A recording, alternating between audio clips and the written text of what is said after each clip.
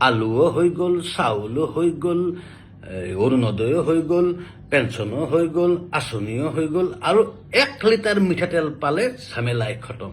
কিন্তু ঝামেলা খতম নহয়। চবতে ফ্ৰী দিয়া হয়, কিন্তু ফ্ৰী দিয়া নহয় শিক্ষা, যিটো আটাইতকৈ বেছি ইম্পৰ্টেণ্ট। আৰু যিটো কাৰণতে গুৱাহাটী বিশ্ববিদ্যালয়ৰ ছাত্ৰ ছাত্ৰীসকলে আন্দোলন কৰিবৰ কাৰণে বাধ্য হ'ল মাচুল বৃদ্ধিৰ প্ৰতিবাদত। প্ৰথম কথা, মই এজন সাধাৰণ সাংস্কৃতিক কৰ্মী হিচাপে ছাত্ৰ ছাত্ৰীসকলৰ এই আন্দোলনৰ প্ৰতি সম্পূৰ্ণ সমৰ্থন জনাইছোঁ।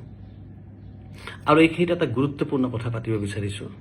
এই যে মাচুল বৃদ্ধি হৈছে, এয়া NSY কৰা ল'ৰা ছোৱালীৰ কাৰণেও বাঢ়িছে, আছু কৰা ল'ৰা ছোৱালীৰ কাৰণেও বাঢ়িছে, SFI কৰা ল'ৰা ছোৱালীৰ কাৰণেও বাঢ়িছে, আৰু ABVP, যি বিজেপিৰ এটা ছাত্ৰ সংগঠন বা RSSৰ এটা ছাত্ৰ সংগঠন, তেওঁলোকৰ কাৰণেও বাঢ়িছে।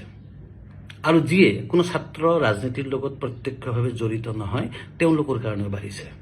অৰ্থাৎ সমস্যা এটা যেতিয়া হয়, তেতিয়া কোন বিজেপি, কোন কংগ্ৰেছী, কোন AGP, কোন CPM এইবিলাক বিচাৰ কৰি সেই সমস্যাটো নাহে।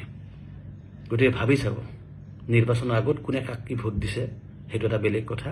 নিৰ্বাচন হৈ গ'ল, চৰকাৰ গঠন হৈ গ'ল, ইয়াৰ পিছত আমি কোনো পাৰ্টীৰ সদস্য হিচাপে নহয়, এখন দেশৰ নাগৰিক হিচাপে দেশৰ সমস্যাবিলাকক চাব লাগে, সমাধানৰ পথ বিচাৰিব লাগে। আকৌ এবাৰ গুৱাহাটী বিশ্ববিদ্যালয়ৰ ছাত্ৰ ছাত্ৰীসকলৰ যি ন্যায্য দাবী, তাক চৰকাৰে পূৰণ কৰক, মানি লওক, তাকে কামনা কৰিছোঁ। ধন্যবাদ।